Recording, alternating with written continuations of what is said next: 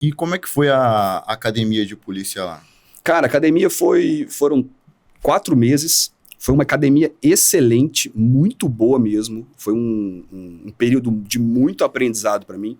Eles conseguiram ali na academia manter um perfil bem militarizado mesmo, bem mais militarizado do que geralmente são as academias de polícia civil, que eu considero muito importante, principalmente na formação do policial, né?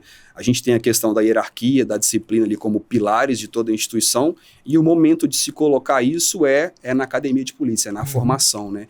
Então eu acho que isso aí, eles foram muito felizes ali na forma que eles organizaram a academia. Então foi uma academia muito rígida, cansativa, mas foi um período assim de aprendizado fantástico, principalmente para mim, que não tinha nenhuma experiência em questão, nunca servi exército, então para mim foi muita novidade, muito aprendizado num espaço curto de tempo, foi excelente. Todos que começaram a academia concluíram ou algum desistiu por alguma razão? Todos concluíram, era fase do concurso ainda, não éramos, no Mato Grosso hoje, o delegado ele entra nomeado, então ele é nomeado e dá início à Cadepol. Lá no Amapá não, era fase do concurso, mas todos concluíram, todos concluíram, continuaram, muitos saíram, né? Assim como eu saí depois de um tempo, vários colegas saíram para outros estados, para outras carreiras.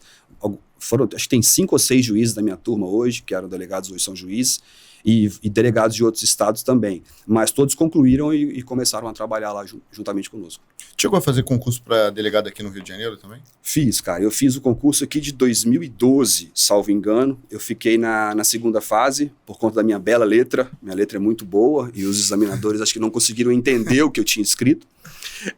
Entrei com recurso e tal, mas não teve jeito. Fiquei bem chateado na época, era um concurso que eu queria muito ter passado, gostava muito, tinha muito interesse em trabalhar aqui na época, mas não deu certo. Mas foram vários, né? E Deus sabe de todas as coisas. Eu fui para onde tinha que ir, da forma como tinha que acontecer. Mas aí, beleza. Você foi lá pro lugar onde tinha passado, concluiu a academia de polícia lá no Amapá. E a primeira lotação? Cara, primeira lotação. É uma história engraçada. Nós éramos 42 e o Amapá tem uma característica específica. São só 16 municípios. É um estado com apenas 16 municípios. Então, grande parte da população está na capital e na região metropolitana. Tem uma cidade que chama Santana. Então, são as 2 cidades ali contíguas, são praticamente uma cidade só. E dos 42, 26 ficaram nessas 2 cidades. E do 27º para frente, escolheria as cidades disponíveis no interior. Eu fui o 27º, ou seja, eu era o primeiro a escolher a minha lotação. E aí chegou na minha vez, acabou as vagas aqui, você é o primeiro a ir para o interior. Eu falei, puta merda, e agora, né? Aí apresentaram as opções. E dentre as opções, tinha uma cidade que era muito pequena, muito sem estrutura na época, mas ela era tão sem estrutura que ela não tinha delegacia. Então, assim, quem ficasse com essa cidade ia ficar em Macapá, morando em Macapá, trabalhando, indo e voltando, fazendo outras funções na diretoria do interior, e quando a delegacia ficasse pronta, da forma que fosse, teria que se mudar para lá e morar na cidade. E eu optei por essa delegacia, contando que aquilo não iria acontecer numa fração rápida, né?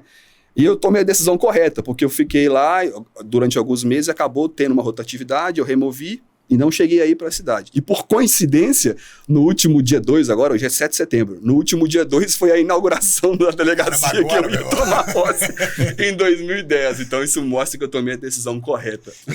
Mas, por exemplo, onde é que fazia ocorrência? Levava o preso?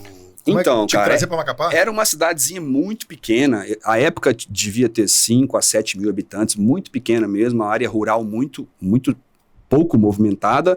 E ali tinha ocorrência quando a pessoa vinha para Cuiabá, ela registrava alguma coisa, tinha só um destacamentozinho da PM que o pessoal registrava a ocorrência ali, mas era um local muito pequeno. Porque, assim, essa é uma das grandes diferenças de algumas áreas ali mais afastadas, como o Amapá.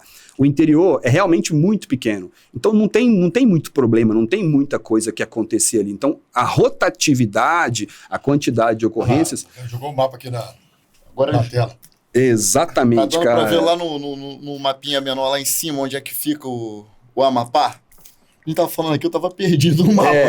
O Amapá tá lá em cima, lá na mapinha menor ponta, lá em cima. Exato. A capital tá aqui e essa aqui era a cidade, ó, Itaubal do Piriri. São 100 e poucos quilômetros, mas é 100 e poucos quilômetros de chão, de estrada de terra. Itaubal do Piririm. Tem um rio lá chamado Piririm. É um rio. É o seu Piririm. Tem um rio lá chamado Piririm, muito bonito, por sinal, o rio. Aí você pode olhar que não tem acesso. Cara, eu lembro assim, eu lembro quando o Amapá era território ainda. Exatamente. Enfim, foi ao longo da minha vida que eu vi Amapá e Roraima, né? Isso, Eram territórios e aí... Eram territórios e até hoje, nós estamos em 2000, até hoje tem servidores lá da Polícia Civil que pertencem ao quadro federal ainda. Porque virou território, os caras estavam trabalhando, eles foram mantidos no quadro federal ainda. Melhor, né? Deve ser melhor, né? Acho que agora, se tivesse, são poucos, mas era melhor. Na época lá, eu lembro que eu estava lá, então os servidores federais recebiam como a última classe dos agentes de polícia federal.